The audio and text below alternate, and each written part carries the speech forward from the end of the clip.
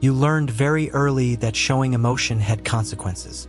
Not dramatic consequences, not obvious ones, quiet ones, a shift in someone's tone, a withdrawal of warmth, a sudden loss of control in the room.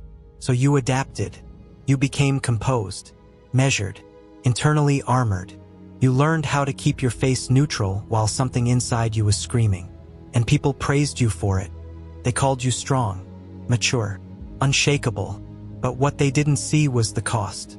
Because every time you swallowed a reaction, every time you had disappointment, anger, fear, or desire, you taught your nervous system a rule.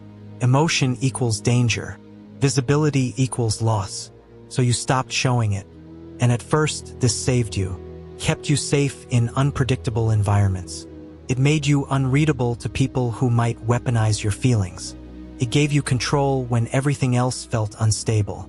But here is the paradox, the quiet one nobody names. The emotional invisibility that protected you is now the very thing preventing connection, peace, and depth. You don't explode. You don't fall apart. You just disappear. Inside conversations, inside relationships, inside yourself. And this video is not about becoming expressive, dramatic, or emotionally loud. It's about understanding why your system learned to never let anyone see you bleed, and why that rule is no longer serving the life you're trying to build. This archetype is not cold. It is not unfeeling. It is overregulated. In psychology, this pattern often emerges from chronic emotional invalidation, environments where emotions were ignored, minimized, punished, or used against you. Your nervous system adapted through emotional inhibition, a survival strategy where expression is suppressed to maintain safety. Think of your inner world like a high-security vault. Most people have doors and windows. You built reinforced steel. This is deeply connected to hypervigilance, a state where the brain is constantly scanning for threat. Not physical threat, relational threat, tone shifts, facial micro-expressions, power dynamics. Your brain learned to predict danger before it arrived.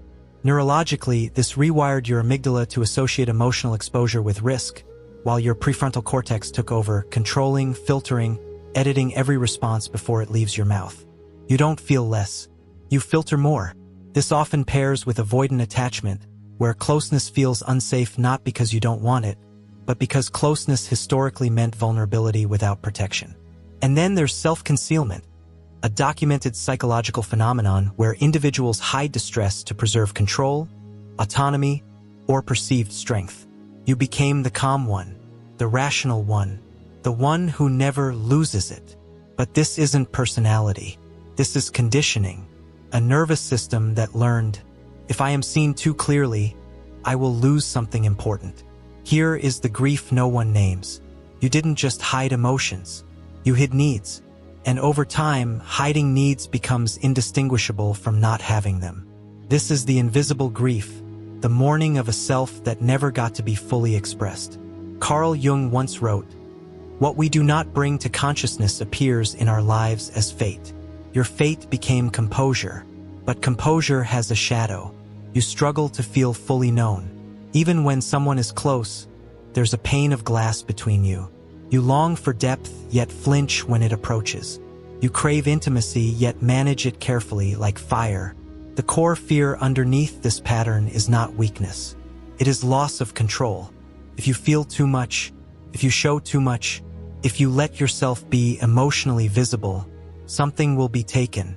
Respect, power, safety, dignity. So even joy is moderated. Even excitement is edited. Even love is held at arm's length. You didn't choose this. You adapted. But the tragedy is this. You traded authenticity for belonging and still never felt fully held. This pattern doesn't vanish with age. It evolves. You might notice it in at least 6 ways. In relationships, you're the listener, the stabilizer, but rarely the one who reveals need. People feel safe with you but don't always feel close to you. In conflict, you stay calm while emotionally withdrawing. You win arguments by disappearing from them. In love, you struggle to express longing without fear of dependence. You downplay attachment to stay sovereign.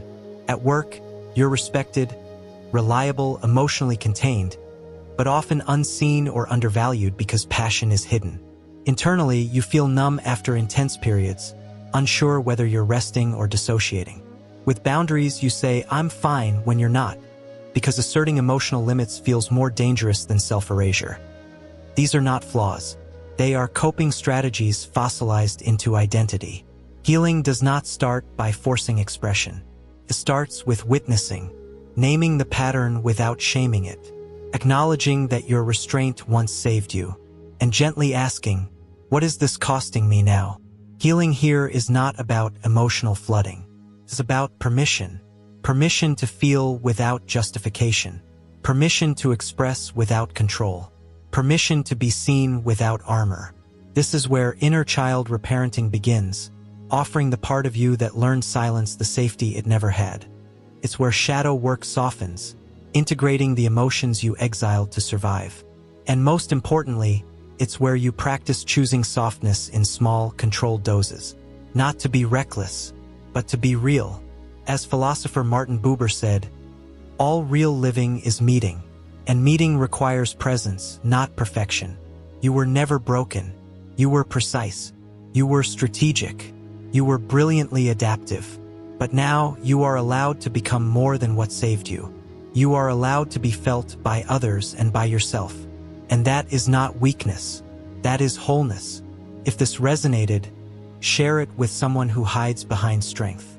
Subscribe, not to be fixed, but to remember who you were before survival became your personality. Because the goal was never to stop feeling. It was to finally feel safely, freely, and fully,